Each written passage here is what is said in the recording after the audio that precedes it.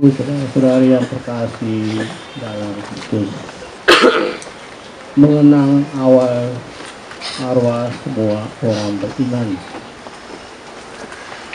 Perayaan mengenang arwah semua orang beriman ini sebenarnya telah dicetuskan suatu pertama kali oleh seorang abbas Benedictine Santo Odilo pada tahun 1998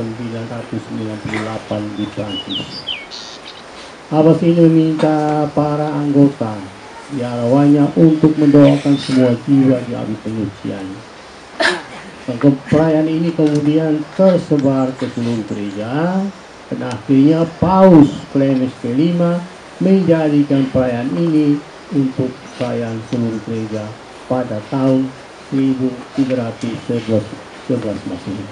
Jadi pada abad ke-14 diresmikan sebagai perayaan universal gereja. Kita dengar dalam bacaan pertama bahwa Makabe mendoakan semua orang yang menjadi korban perang supaya mereka mendapatkan keselamatan. Ini berarti bahwa mereka memiliki iman akan kehidupan yang kekal. Sebenarnya memang belum resmi, tetapi sekitar abad tua paham tentang kehidupan kekal itu mulai muncul di Israel, dan oleh karena itu karangan-karangan sekitar itu juga menginginkan mengenai kehidupan kekal ini.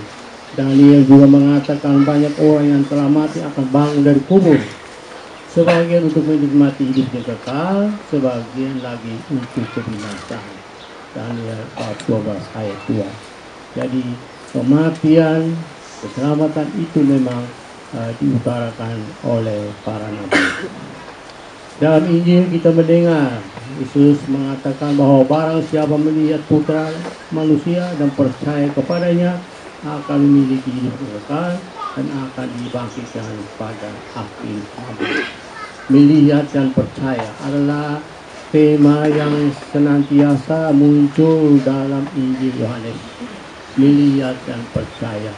Tetapi kalau kita melihat, sebenarnya banyak orang zaman Yesus melihat Yesus tetapi tidak percaya. Karena apa? Ya memang mereka memiliki penilaian tersendiri. Mereka kenal baik siapa itu Yesus. Dia adalah anak seorang tukang kayu yang bagi mereka tidak punya hati, punya paham yang lain. Dan yang paling terkenal itu ialah bahwa bagi mereka orang Israel ada perbedaan yang kontras antara manusia dan Allah. Manusia ciptaan, Allah pencipta, dan oleh karena itu mereka tidak bisa menerima bahwa ada seorang manusia yang mengklaim diri sebagai Allah. Ini tidak masuk di otak dan kepala orang-orang Yahudi. Dan karena itu memang mereka menolak dia, dan akhirnya kita semua tahu akhir hidupnya memang telah disalibkan mati. Ya.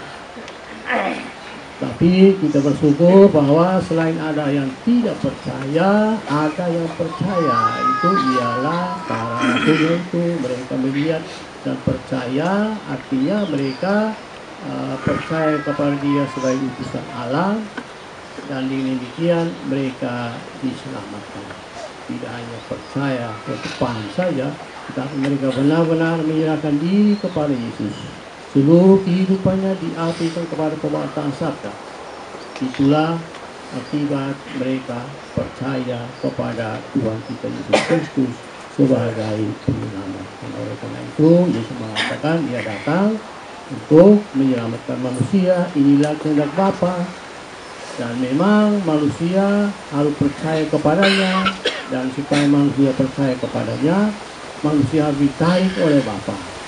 Ya, ditarik oleh Bapa itu ialah Yesus diutus oleh Allah.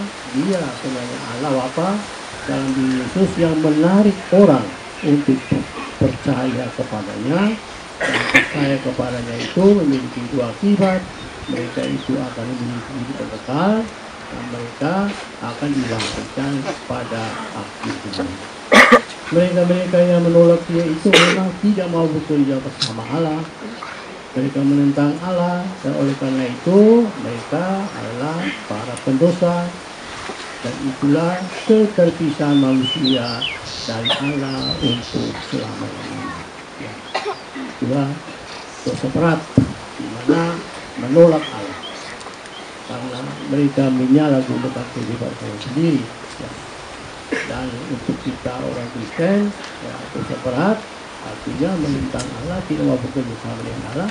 Tetapi ada dosa ringan. Dosa ringan itu adalah dosa-dosa yang tidak menyangkut materi yang berat. Banyak contoh, curi orang atau marah orang sendiri, yaitu kita namakan dosa ringan. Ya. Tetapi kalau dosa berat menyangkut materi berat, membunuh orang, menganiaya orang, itu semua adalah dosa berat. Orang yang berdosa memang boleh mengaku dosa, dan dosanya diampuni oleh Allah. Tetapi yang dinamakan siksa dosa sementara itu masih berlangsung, belum lunas. Karena apa siksa dosa sementara itu? Ya, pertama pelaku itu sendiri. Kalau membunuh orang, ya pelakunya merasa tersiksa. Ya, dia barangkali dihukum, dia barangkali masuk stres karena memang dikucilkan dari masyarakat, ditanya selesai pembunuh, dan ini adalah akibat ini dan dirasakan seorang itu akan berdosa itu.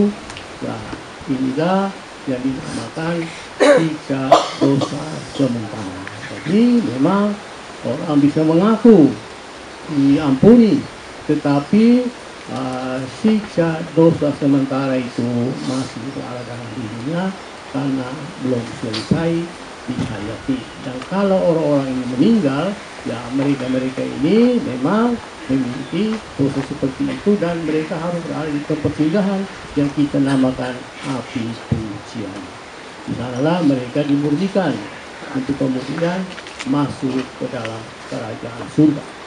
Tetapi kita manusia juga bisa memiliki dosa ringan, dan kalau kita memiliki dosa ringan, ya kalau kita meninggal, kita masuk ke tempat yang sama, yakni tempat penyucian. Ya. Nah, oleh karena itu pada hari ini kita berdoa bagi saudara-saudara kita yang barangkali masih singgah di sana, supaya kalau boleh alami izinkan mereka untuk masuk ke tempat kebahagiaan bersama. Itulah tujuan kita berada di sini. Kita berharap bahwa lewat doa-doa kita, mereka yang berada di tempat pembunuhan itu cepat dipindahkan ke tempat yang berbahagia bersama Allah. Hanya 3 tempat saja yang kita kenal, yang 4 pintu neraka, ya sudahlah, itu perhitungan Allah.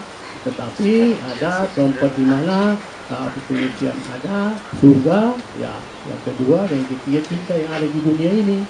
Kita saling mendoakan. Kalau kita meminta para kudus mendoakan kita juga boleh mendoakan, minta bantuan kepada mereka supaya mereka menyampaikan doa-doa kita kepada Allah. Itu yang kita sebut dalam intensi kita. Marilah saudara-saudara, dengan peristiwa hari ini kita dihimbau untuk berdoa bagi saudara-saudara kita, keluarga kita yang barangkali masih di tempat sana, menantikan doa-doa kita supaya mereka cepat berpindah ke tempat kebahagiaan bersama Allah.